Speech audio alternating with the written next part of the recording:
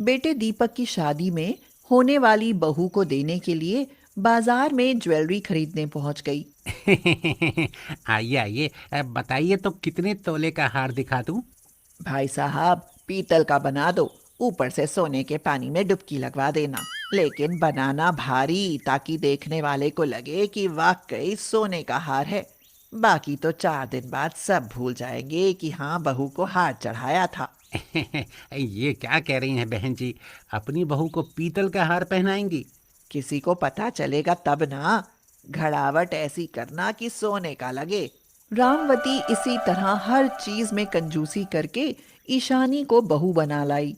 जब ईशानी घर में आई तो अपनी ससुराल को देखकर सास से बोली। मम्मी जी, शादी के घर में कोई साज न सजावट, ये कैसे स्वागत किया है मेरा। बहू, हम दिखावे में विश्वास नहीं रखते, साधारण लोग हैं और सादगी पसंद करते हैं। रामवती मन ही मन अपनी कंजूसी पर बहुत खुश हुई। अगली सुबह जब ईशानी बाथरूम में नहाने गई तो देखा पानी ही नहीं था। मम्मी जी, जरा इधर आइए, देखिए तो टंकी में पानी ही नहीं है।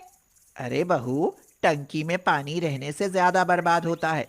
बाहर नल भी है, उससे खींचकर बाल्टी भर लो। ए, नल से खींचकर? नहीं, मैं ये नहीं कर सकती। मैंने कभी नल नहीं चलाया। लगता है बुढ़िया बहुत बचत करती है। दीपक, जरा मेरे लिए पानी भर कर रख दो, मुझे नहाना है। ईशानी तैयार होकर रसोई में चली गई और बोली। मम्मी जी, आप मुझे चाय का सामान दे दीजिए, चाय मैं बना लेती हूँ।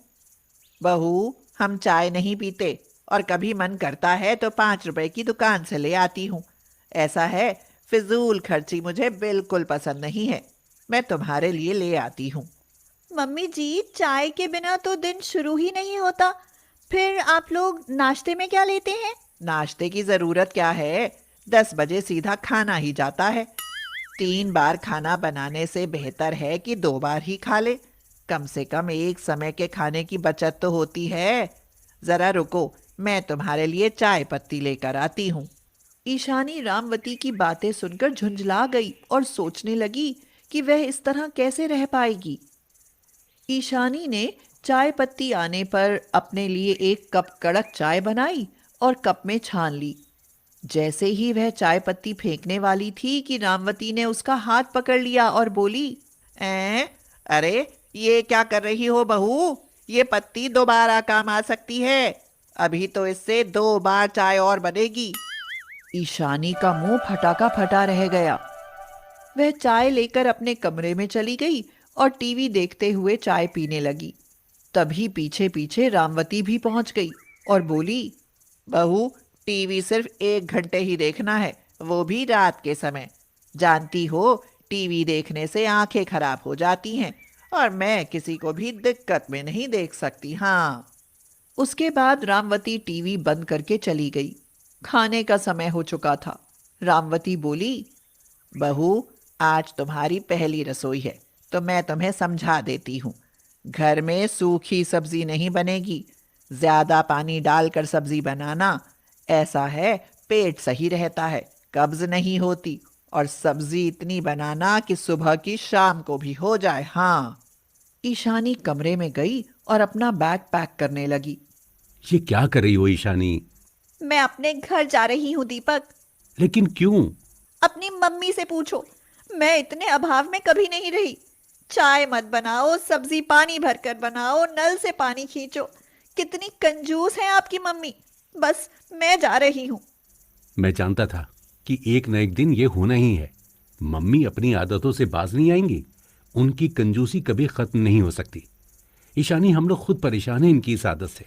घर छोड़ने का मत सोचो ईशानी। कुछ ऐसा करो कि मम्मी की ये कंजूसी खत्म हो जाए। उनके चक्कर में हमारा रिश्ता खराब मत करो ईशानी। आप जानते हो कि आपकी मम्मी कंजूस है। मैं समझ गई दीपक। अब देखना, एक कंजूस सास को महा कंजूस बहू बनकर मैं कैसे ठीक करती हूँ। मैं तुम्हारे साथ हूं ईशानी। इसी तरह दिन गुजरने लगे। रामवती पंखा चलाकर सो रही थी। ईशानी बंद करते हुए बोली। मम्मी जी, ये क्या? पूरे दिन पंखा चलेगा तो जानती हो बिजली का बिल कितना आएगा। जाइए, बाहर जाकर हवा में बैठिए। क्या मैं बाहर जाऊं? बाहर देखो तो कितनी गर्मी है। नहीं नहीं, मुझसे गर्मी बर्दाश्त नहीं होगी। पंखा तो मम्मी जी अब बंद ही रहेगा, सिर्फ रात में ही चलेगा। रामवती को बुरा तो लगा, लेकिन अंदर ही अंदर वह खुश भी हुई कि आखिर बहू भी उसकी तरह बचत करना सीख ही गई। अगले दिन जब रामवती खाना खाने लगी तो सब्जी को चम्मच से चलाकर देखा और पूछा, बहू, ये क्या, ये किस चीज की सब्जी बनाई है? इसमें तो कुछ नजर ही नहीं आ रहा। ईशानी भोली बनकर बोली, सब्जी है, देखो तो मैं आपसे कितना सीख गई।